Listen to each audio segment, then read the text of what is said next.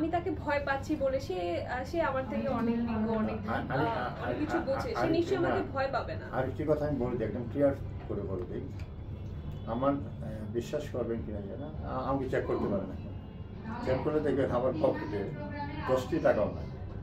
হ্যাঁ, 10টি টাকাও নেই। অনেক সময় ধরেন আমি মানে ধরেন একটা কিছু খাবো, সিঙ্গারই খাবো, আমি বলি আমাকে 10টা টাকা দাও তো, বা ড্রাইভার এসে 10টা টাকা দাও, এরকম আর কি।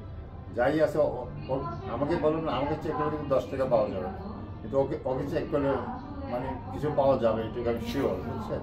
তার মানে ব্যাংক ওইটা, মানে আপনার যা কিছু আছে মানে এখানে ওই ব্যাংকে আছে, এবং তাকে ও যদি কিছু কিনতে চায় আমি তো মানা করি না, তেমন কিছু কিনো না, যদি কিনো আমি কিনো না মানা করছেন, দেন এই ধরনের রেকর্ড আমাদের মানা করি, কখনই মানা করি। বাসায় পুতুল আসছে সেটাও ওইটা পুতুল না, তার মানে নিয়ে আসছিল। যেমন কালকে বললো যে মন খারাপ করলে আমি কি করি, কালকে মানে আমার তো পায়ে ব্যথা ছিল, আমি হাতটা আমার একটু অসুবিধা হচ্ছে, তো ডাক্তার আমাকে বলছে একদম ফুল রেস্ট, তো ফুল রেস্ট তো আর থাকছি না। তো কালকে এক জায়গায় গেছি, তো যাওয়ার পরে তো ও বলছে যে আমি একটু টয়লেটে যাবে, তো আমি বললাম যে ঠিক আছে। তো আমি বসে আছি একটা দোকানে, কিন্তু আমি ওকে প্রচণ্ড মিস করতেছি, মানে জানি না ওই সময় কেন বেশি মিস করতেছি। তো ওকে আমি ফোন দিয়েছি, তখন বলতেছে যে এইটার দাম কত, তো কিছু ওয়াশরুমে, আমি চাই কি ওয়াশরুমে যে দাম করতেছে বেশি। তো বলে একটা জিনিস পছন্দ হয়েছে, আমি তুমি জানো আমি শিখ, তুমি চলে আসবা, একটু রাগ করেই বলছি, এখন বেচারার মন খারাপ হয়ে গেছে।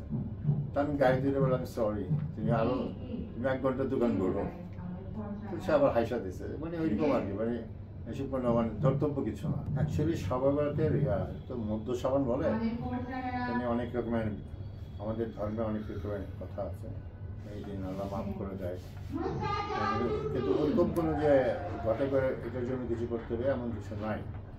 কিন্তু আমি তো মুসলমান, আমি সবসময় আল্লাহর কাছে যে জিনিসটা চাই যে আল্লাহ আমাদেরকে সুস্থ রাখে, সকল রকম বালা মুসিবত থেকে, শুধু আমাকে না, আমার ফ্যামিলি, আমার আত্মীয় স্বজন, এবং দেশকে ভালো রাখে, এটা আল্লাহর কাছে আমি সবসময় চাই।